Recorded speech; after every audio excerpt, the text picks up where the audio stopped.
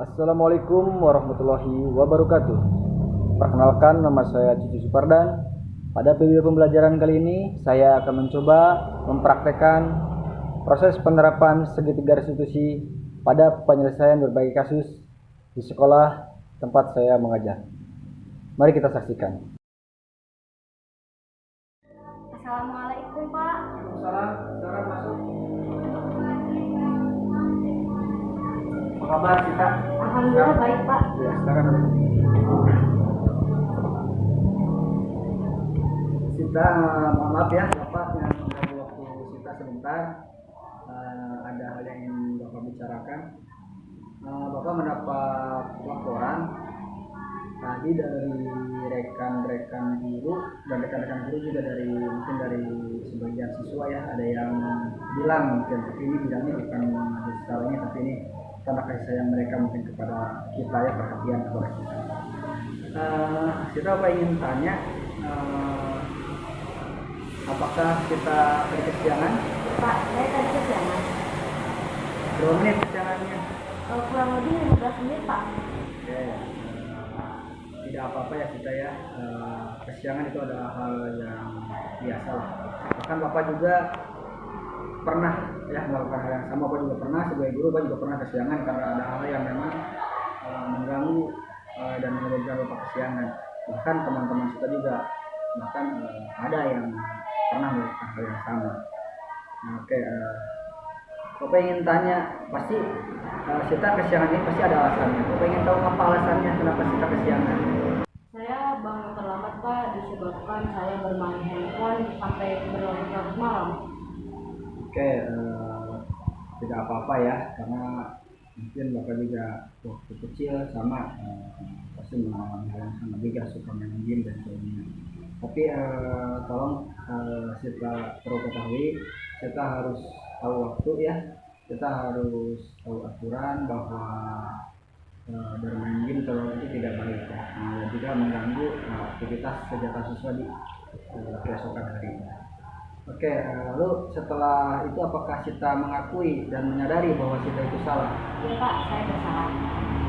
Nah, untuk itu lalu dari hal yang telah Sita lakukan, apakah tersebut Sita kesiangan itu merupakan suatu pelanggaran keyakinan kelas yang telah kita sepakati bersama?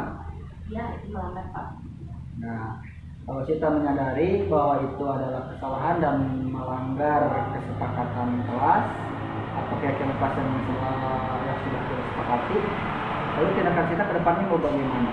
Saya tidak akan bangun terlambat lagi dan tidak akan keasikan bermain handphone hingga larut malam. Oke, itu sudah Sita ya. Terima kasih untuk penjelasannya dan terima kasih untuk kalian di sini. Mudah-mudahan kita bisa menjadi lebih baik lagi, lebih bisa mengatur waktu lagi, dan kita bisa lebih giat lagi supaya tidak terlambat ya. Oke Sita, apakah Sita siap untuk berubah menjadi lebih baik lagi? Ya, Pak, saya siap. Oke, terima kasih. Kalau gitu silakan kita bisa kembali ke kelas.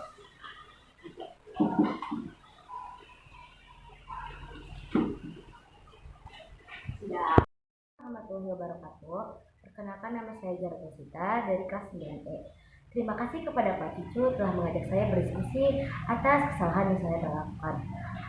Saya akan bangun lebih awal supaya saya tidak terlambat datang ke sekolah. Saya senang dan semangat lagi untuk memperbaiki kesalahan yang telah saya lakukan.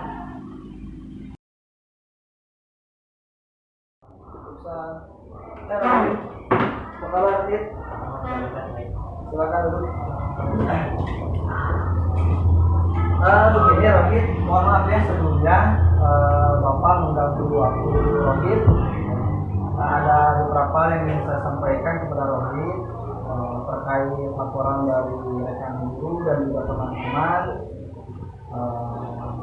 bahwa Rohit di kelas pada waktu pembelajaran Rohit sering bermain game katanya. Apakah itu benar? Tidak, Pak, kata siapa? Oke, begini ya, kita nggak apa-apalah ya, jujur aja sama Bapak, karena Bapak juga pernah merasakan seperti halnya sama seperti Rohit. Bapak juga pernah SMP, pernah bangku SMA, Bapak juga pernah melakukan hal yang sama. Jadi Rohit gak usah sungkan-sungkan, silakan Rohit bisa juga sama Bapak.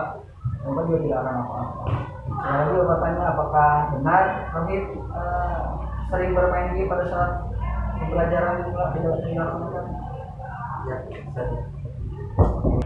Oke Rohit, menurut Bapak itu hal yang wajar ya, karena pada masa-masa remaja seperti ini pasti bukan hanya Rohit saja, tapi banyak teman-teman Rohit juga sama, pasti sama suka ada yang melakukan seperti hal seperti Rohit bermain di kelas itu.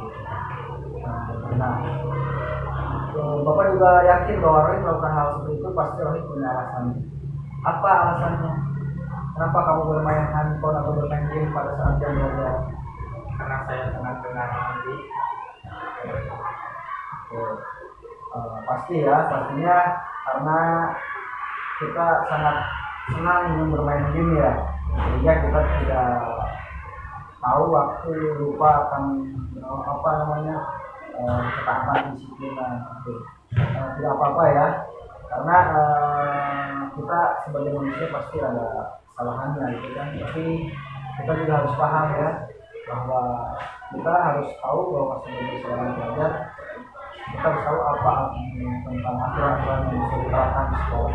Itu mungkin Rohit ya. Rohit melakukan kesalahan bermain handphone di kelas. Rohit tahu tentang, masih ingat tentang kesepakatan kelas yang pernah kita sepakati atau keyakinan kelas yang pernah kita sepakati? Ya, Pak. Nah, kalau Rohit tahu, menurut Rohit keyakinan kelas mana yang Rohit langgar? Poin 4, Pak, tentang disiplin dan tidak menghargai orang. Oke, jadi Rohit mengakui ya, menyadari ya bahwa Rohit telah melanggar kesepakatan atau keyakinan kelas yang telah disepakati bersama, yaitu di poin 4 tentang kedisiplinan dan tidak menghargai orang lain. Di sini Rohit tidak menghargai siapa?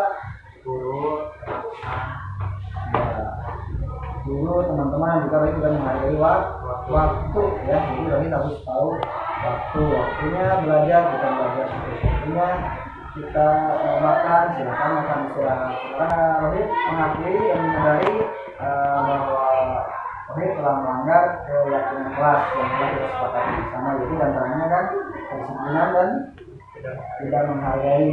Oke, tidak apa-apa ya.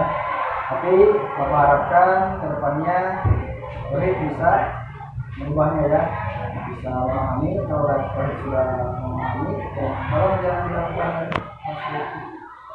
siap Rohit?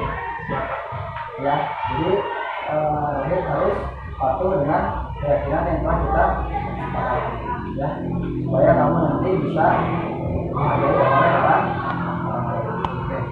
Terima kasih untuk waktunya. Maaf ya, sekali mengganggu. Silakan Rohit bisa balik ke kelas. Makasih Pak.